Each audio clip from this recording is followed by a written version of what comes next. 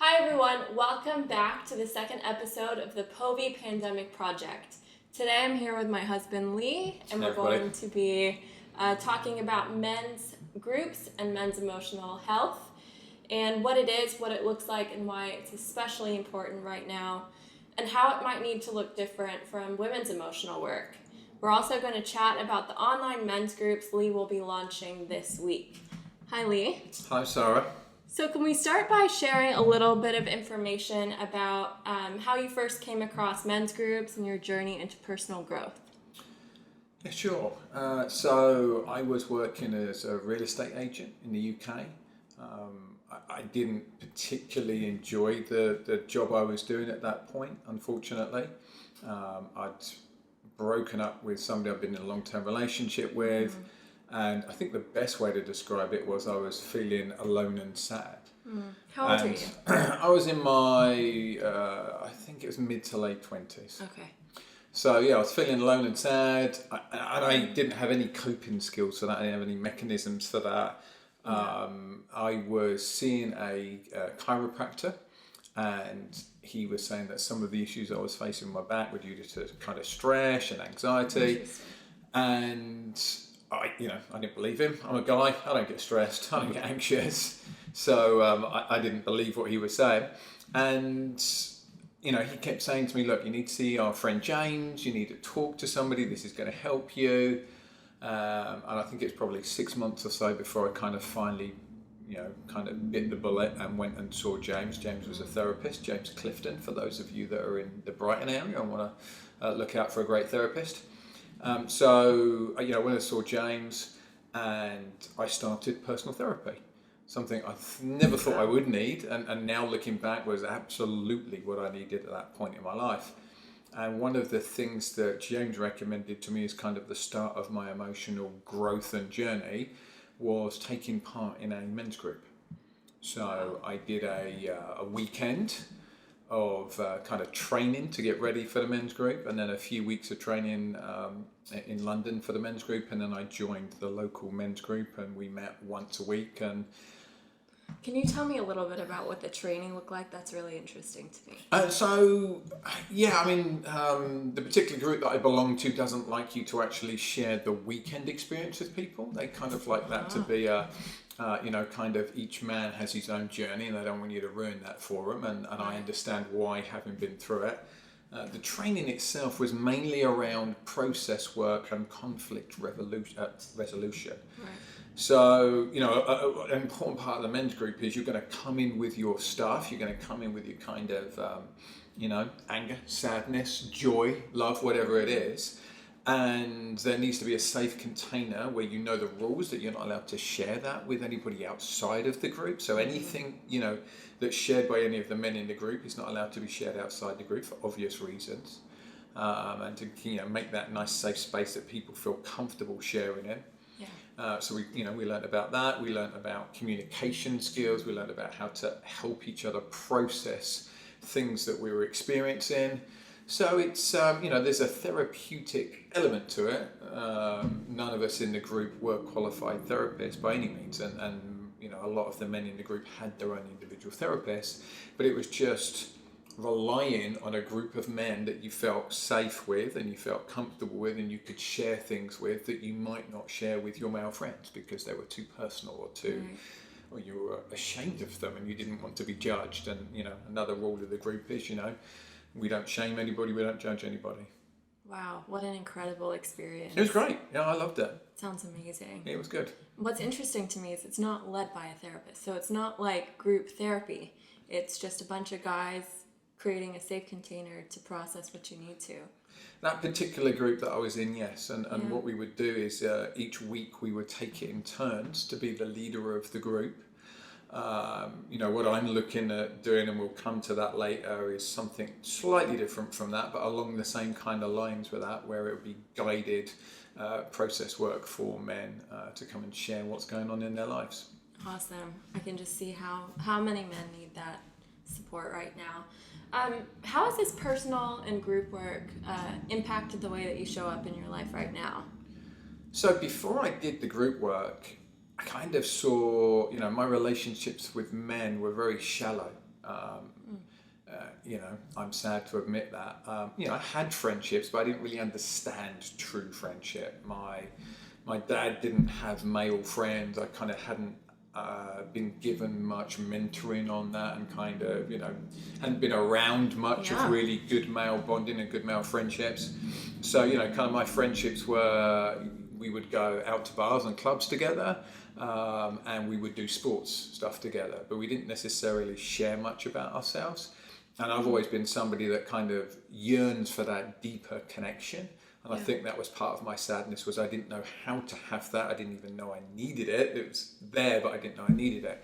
So what I learned from that men's group was how to have very meaningful and real connections with men, and the kind of friendships that men can have with each other that were different from the relationships that I would have with women, or the friendships I would have with women, and just my chiropractor. And, he said to me that, it's a very different experience, the love that you can feel from another man, the platonic friendship love that you can feel from another man, to what you experience in your relationship with women. And I didn't really understand him when he said that to me, and now I do. And now I have, some really great close friendships that I can feel I can really share myself, be honest, and, I'm going to be respected, loved. I'm not going to be shamed for sharing the bad parts about myself. This is a big part of it, is like, as I believe you would call it, the shadow work. You share the shadow as well as the light about yourself, and your friends don't judge you for that. They support you. And so, I just want to create more of that in this world. The group I belonged to before, their motto was healing the world one man at a time. So, kind of what I want to do now is that's something that is inspiring me in life. Awesome. That's so powerful. Okay, so what you mentioned the differences between men and having friendships with men, having friendships with women. What do you think some of the challenges that men are facing right now? Well, women tend to be much better at creating their social circle. Right. So, part of this journey, I read a book by David Dida called The Way of the Superior Man, I think.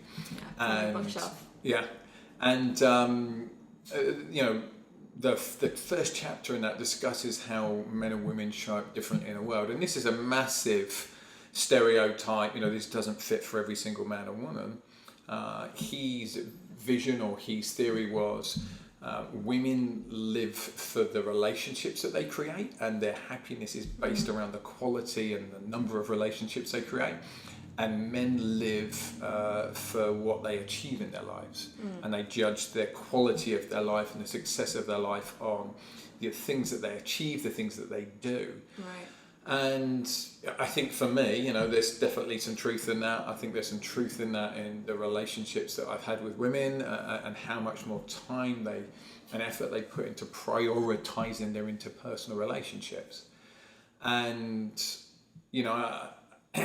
there needs to be more than that, though. And the issue for men is, because we put so much effort and priority into what we do, our sports, our work, the things that we achieve, we neglect that interpersonal relationship side, and we all need it. We're group animals. We're used to society. We are wired for connection. Exactly. So men kind of need to figure out how to do that. So it's important to recognise these differences, generally between men and women. Obviously, we're all individuals and have our own individual way, and by recognising it, I can offer, and we can offer as men, something to support each other. So men tend to be more lonely than women because of their, society has shown them that it's not important for them to have large social groups or interpersonal connections. Often it's based around doing things. So it's around work, it's around going to bars and clubs, it's around sporting activities. So, in this time, we're going to have a desperate need for something else, because we've just taken all of those away. All of those social events don't exist anymore. Now, where women tend to be better at reaching out to each other, connecting, phoning each other. I mean, you spend way more time on the phone to your friends than I do. We need to find ways to help men and empower men to have areas where they can find that connection that they need, or we're going to be in trouble. I mean, men commit suicide at a rate around 3.5 times what women do, and the area of that's growing the fastest is middle-aged men who are probably ending a first or second marriage. Children are grown. Suddenly they don't have people in their lives, and they're lonely. A lot of suicide is around loneliness, sadness. Disconnection. Not having quality connections to people, and so people are going to be out there struggling. So I want to offer something that's going to help support those people. I think there's going to be lots of guys in the same position. This is the start of a way to help support those people. Beautiful. So men are kind of known for it. You just touched on this. Men are known for not seeking help. I can't tell you how many women I work with who want their husband or partner or brother or dad to go to therapy, and they're just not willing to. And so what do you think some of the resistance is to joining something like a men's group or to participating in a community of other men? That's an interesting question. If I think about myself, I didn't think I needed to. So, when the chiropractor said to me, this is what you need in your life, I just didn't believe him.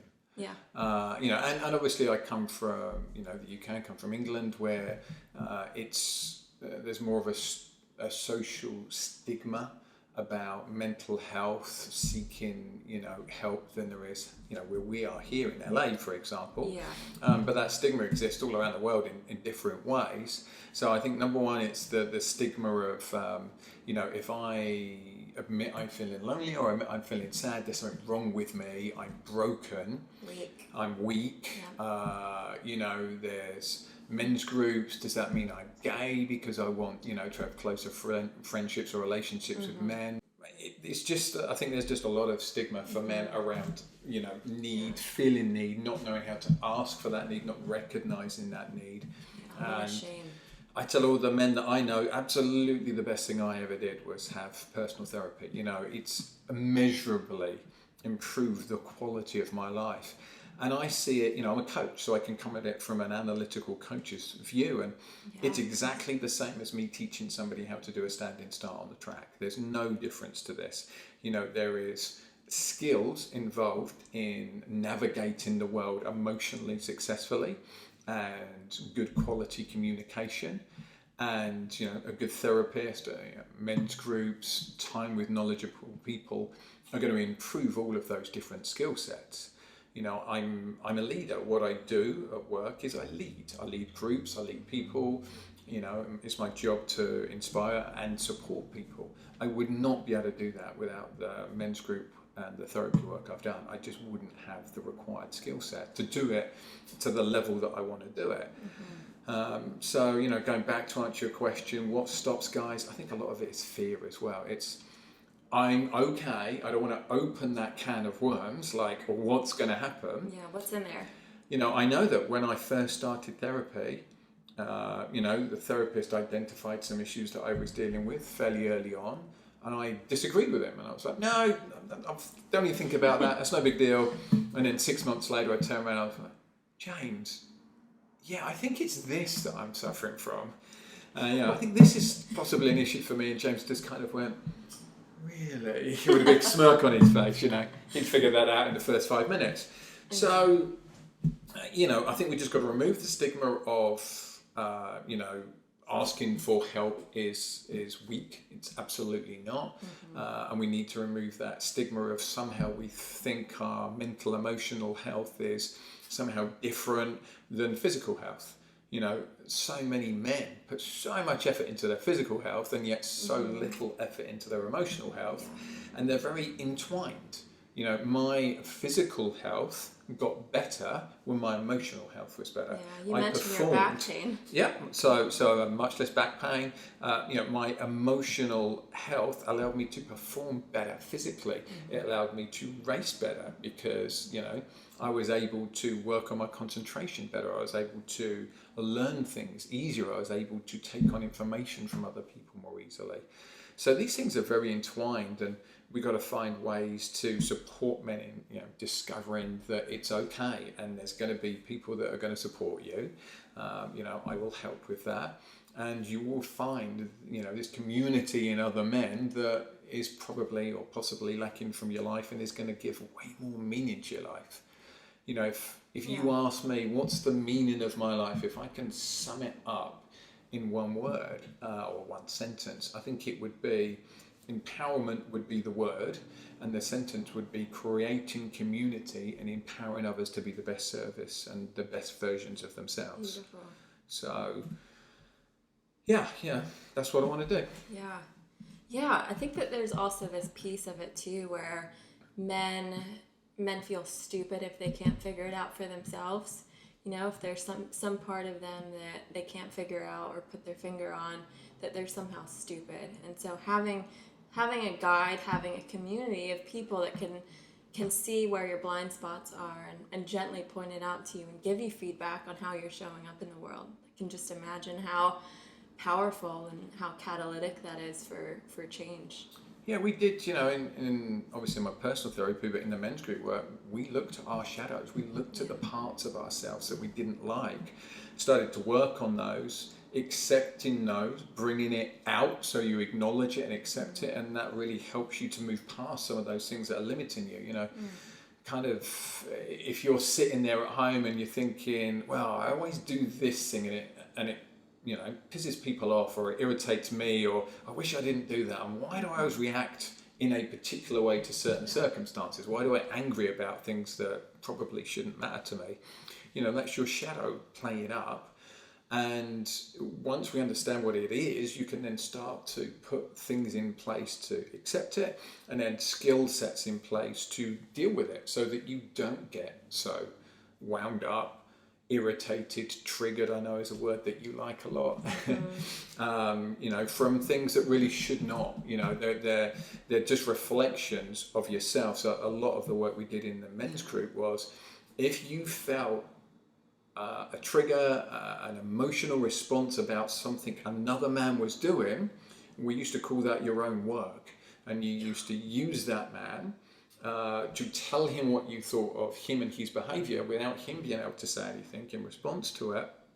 And really what you were doing was your own work. You were exploring why these things made you feel that way, and most of the time it was because you did those things, you felt shame about those things, or embarrassment, or you were struggling to acknowledge it, and talking about it, exploring it, kind of brings up, and one of the last bits about that particular work we would do is you were asked by the person leading the process, can you own this behaviour yourself? And can you give examples of when you behave like this? And the men would go, oh yeah, I do that too, and oh yeah, I do that. You just can't see it until you get it triggered by someone else. You can't see it until it's reflected back to you. And it's learning in those moments that the behaviour that can trigger you can be the parts of yourself that you don't like, and we used to call it a gift. It's a gift to you in what you might be struggling with about yourself. Yeah, absolutely. I always say triggers are arrows inward, looking at the things that trigger you and how it illuminates those parts in your shadow. Beautiful. Okay, so obviously right now there's sporting events that are canceled, bars are closed. What are men doing right now, and what would you suggest for them to do? Well, that's why we're starting the men's group. So tell me about this new program that you're launching, these men's groups. Tell me more about that. Yeah, so I'm going to start with one weekly group. We'll limit it to 10 people. As interest grows and more people want to join, I'll open up new time slots. So I will put in the show notes when the first one will be and how to contact me to join that group. We'll do a 4-week training. So the first 4 weeks will be led by me, training what's expected to be somebody in the group, the rules of the group, how we're going to communicate and keep everybody safe. And then we're ready. Then we'll really start to dive into the work. We'll probably have, after the first 4 weeks, we'll have an introduction from me each week, and then we'll invite one of the men to step into their power and lead a section of the group each week that they have to bring an idea for, and I'll help them facilitate that. And we'll just, let the men come and talk about what they need to talk about and support them in their work. What kind of men would find this group helpful? Any man. This is open to everybody. People that I've had in my life that have benefited from work like this, that I've introduced to this kind of stuff, I've been from as young as 16, 17 to as old as 70. So it doesn't matter what stage of your life you're in, you can always work on your emotional health. You can always share this with other men. You can improve your relationships with other men. And that will improve your relationships with your female partner as well, or your same-sex partner, whatever your relationship structure is. So any men's group work is going to, in my opinion, is going to improve all of your relationships. And it will teach men how to ask what they need from their female partner as well, which I think can be very confusing to women. It's like, why don't men ask for what they need? Why are they so silent? Why is he sitting over there not talking to me? Is it about me? What have I done wrong? Yeah. And it's really not. It's about him. So tell me, what suggestions do you have for women who want to be more supportive of their husbands or brothers or dads?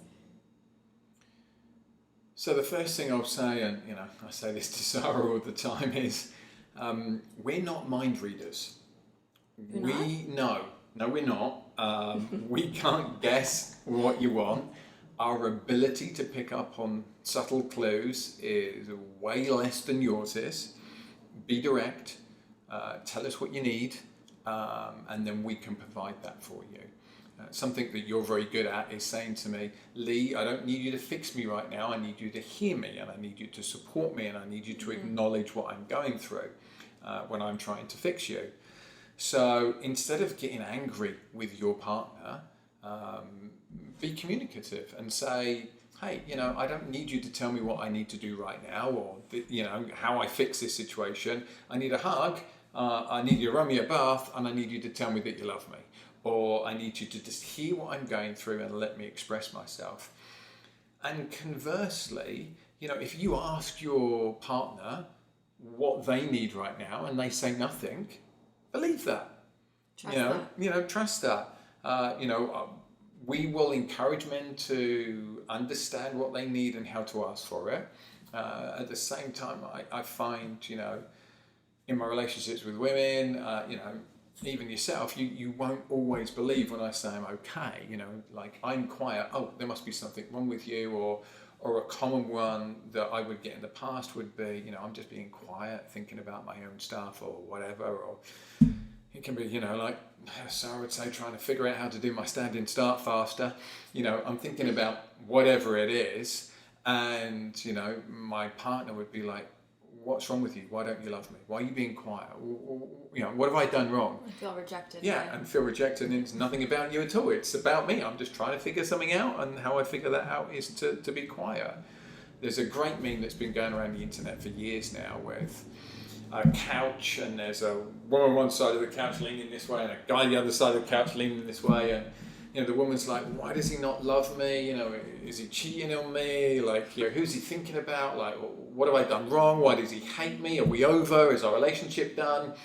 And there's like the thought bubble over the guy, and he's like, why won't my motorbike start? Or any variation of that, why did my sports team lose? Or whatever it is, it's always some kind of, thing that's completely unrelated to their relationship and to their partner. So I think, don't assume as a partner what your partner is feeling. Don't project on them what you think they're feeling. Ask clear questions and trust the answer. And if the answer is, hey, I'm okay, allow them to be okay. Men tend to deal with things by being quiet. Another thing is kind of, understand that we need personal time. It's really important for us all to have some hobbies, some personal time, some time to us, or some time we spend with different people outside of our relationships. I've got to say you're great at that. You never give me a hard time. You never give me any kind of negative feedback for wanting to spend time with friends, or going away and working and all the things that I do that take me away from our relationship, and that is greatly appreciated by me. It really helps our relationship and makes me keener to come back to you. So a tip here for women, if you give your partner, anyone in a relationship, if you give your male partner all these restrictions about what they can and can't do, and they must spend so much time with you, and this is your thing to do together, often all it's going to do is push them further away from you, because they need that space to be themselves. We need to be ourselves in a relationship as well as a partnership, and that includes, there's no way I'm going to watch Tiger, whatever it is. It's just not going to happen, Sarah. That's okay. I respect your space. I think that goes both ways, when we can allow and celebrate our partners having their individual lives, we can come together and really enjoy the time we have together. And now we have something to talk about, something of interest and curiosity. So. Yeah, Esther Perel would say that brings some, you say, I can't remember what it is, like some excitement to the relationship or something, because there's that mysteriousness that you've gone and done something different and we can now talk about it, and that adds to the excitement level and the intimacy of the relationship. She says that the most attractive your partner will ever be is when you're watching them be in their own right, doing their own thing, something that lights them up. And being a witness to that is very attractive. Okay, well, how would you like to wrap this up, Lee? I'd just like to thank everybody for listening to our podcast. Please share this with your friends, rate us on Stitcher and iTunes. If you like what we're doing, help us get out there to more people. I will put in the show notes how to contact me. If you're interested in joining the men's group, we're going to be starting that, as I said, this coming week. So reach out to me, we'll put you on a list. And I think that's me done for today. We have really enjoyed this conversation and hearing about your experience in your men's group. I'm really excited to see how it all unfolds. We are looking for a nutritionist to be featured on the podcast. So if you know of anyone or you would like to be on the podcast, please reach out to us and let us know. Thank you again for joining us, and look forward to next time. Thanks, guys. Bye now.